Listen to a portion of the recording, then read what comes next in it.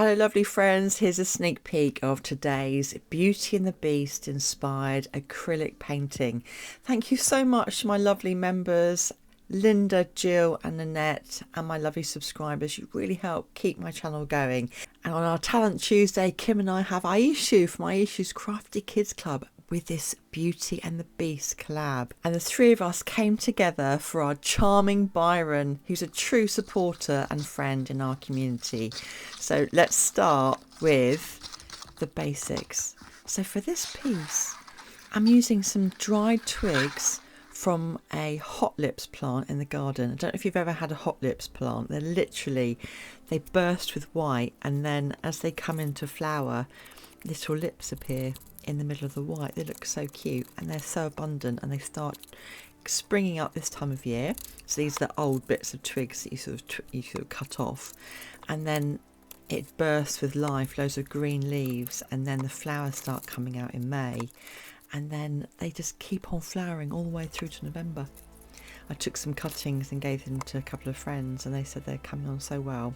So these are the colours I'm using as the basis today. Just Sonia, I've got some gorgeous metallics, and I've got here that lovely rusty colour and two golds, rich gold and iridescent gold, just to put around the bottom to create that sort of really atmospheric look. Because when you think about Beauty and the Beast and a story is coming to mind, I just wanted to create atmosphere and look beyond the surface of the story. And as I was thinking about the story, this story of love and transformation, I just wanted to use these colours. So as I go along, I'll show you the colours and how that was invoked and how this is developed. So you can see the twigs have been put down with some polyfiller, or in the US they call it spackle. Always makes me laugh, that word.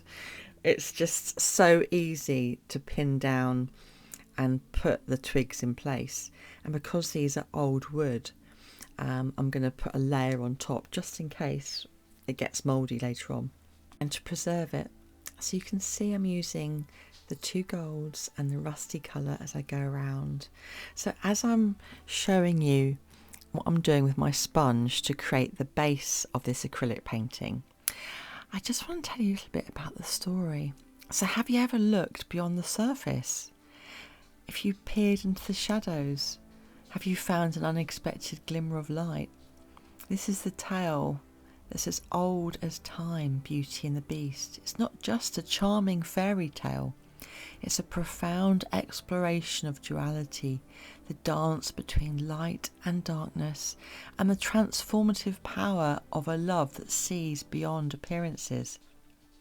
So join me today as I delve into the heart of this timeless story and uncovering the intricate threads of beauty, beastliness, and the radiant transformation that blossoms in between. So when I was trying to think about how I could do my interpretation of Beauty and the Beast, with Belle and her beautiful yellow dress and her brown auburn hair, and the Beast and his inner turmoil, and the beauty of the flowers, the roses that are so famous in the story, I wanted to have a castle in the distance, and I wanted to have some texture. Really wanted to create texture, and for Belle to be coming out of the woods, if you like, and peering towards the castle wistfully, wanting to transform in some way but not knowing how. And then I wanted to create hills in between the castle and Belle so you could see the distance, and that for me represented that emotional distance that then transformed. So stay with me as I add some detail to Belle, and she starts to transform from pencil drawing into this beautiful woman inside and out. So if you think about Belle, a beacon of inner beauty and intelligence, she finds herself an outsider in her village. Her spirit shines brightly against the mundane. Her kindness is a gentle light in a world that often misunderstands her. Then the shadows descend. Her father's fateful encounter leads her to a place shrouded in mystery and fear, the beast's imposing castle. Here darkness reigns in a decaying grandeur, the brooding atmosphere, and the beast himself, a creature cloaked in anger and isolation. But what breeds such darkness, I was asking myself. The beast's gruff exterior is a shield, and a consequence of past trauma, a curse that has twisted his very being. His anger, his solitude, these are manifestations of deep pain. It's not simply a case of good versus evil, it's about understanding the roots of his beastiness and the wounds that fester beneath the surface. Can love truly penetrate such profound shadows? There's so much to this story. Slowly and tentatively, just as I'm painting Belle's face, a flicker of light begins to emerge. And as she begins to form her eyes and her facial features, there's a flicker of light that begins to emerge. And you begin to see Belle taking form. Belle's unwavering kindness and her courage to look beyond the monstrous facade. It starts to chip away at the beast's defences. Shared moments, a book, a rescued bird, a hesitant conversation become sparks in the darkness, and we witness the power of empathy and the courage it takes to see humanity beneath the monstrous exterior. And it's in these small acts of connection that the transformative journey begins. Their love story isn't a simple fairy tale romance. It's a complex interplay of light and shadow. Belle brings light into the beast's dark world, but she also learns to see the vulnerability beneath his anger. And the beast, in turn, finds a reason to shed his darkness, to embrace the possibility of tenderness. And their love isn't about erasing the darkness entirely, but it's about finding a balance and accepting both the light and the shadow within each other.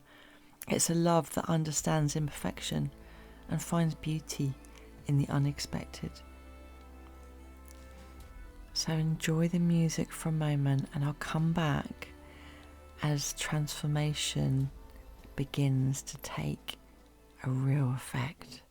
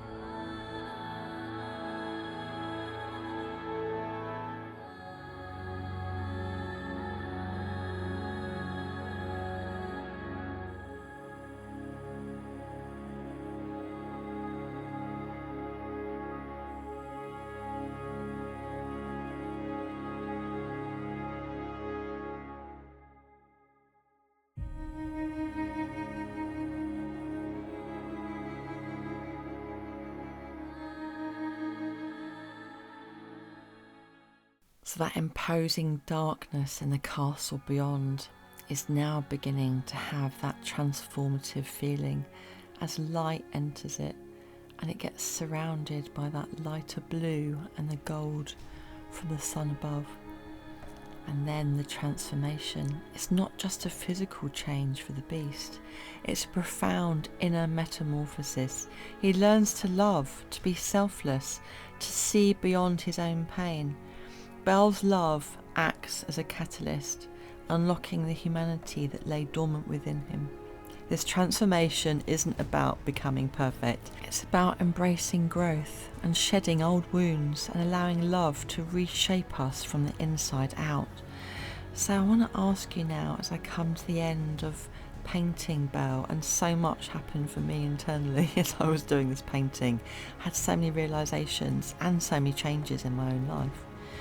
Beauty and the Beast reminds us that a true beauty lies within us, that even in the darkest corners light can be found, and it speaks to the transformative power of love, a force that can heal, connect and ultimately change us in profound ways.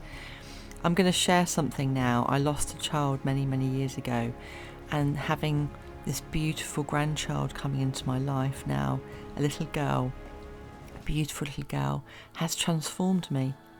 It's really had a huge impact, and it's not easy and it's not hard, it's just transformative. So much is going on, I haven't really got the words at the moment. But what I've learned is that Beauty and the Beast reminds us of that beauty that lies within. Even in the darkest corners light can be found, and it's a force that can heal, connect and ultimately change us in profound ways, and it challenges us to look beyond the surface and to seek the light within ourselves and in others, and to embrace the beautiful and sometimes the beastly journey of transformation. So I ask you, my friends, what does this timeless tale awaken in you? Thank you so much for being here today. This has been quite an emotional ride, and I just thank Byron for being such an inspiration. You're such a prince and a charming, beautiful soul in our art community. Thank you to my lovely, amazing friend Kim, as always, and thank you to our good friend Aishu for joining us today. So let me know what you think about this piece. Anything that comes up for you, please feel free to let me know, and let me know in the comments below. I love knowing what you're doing. Let me know if you're fancying doing a Disney piece soon, or a tale of transformation. And don't forget that your art is a piece of you. Keep shining. I hope to see you again soon. Take care now. Bye.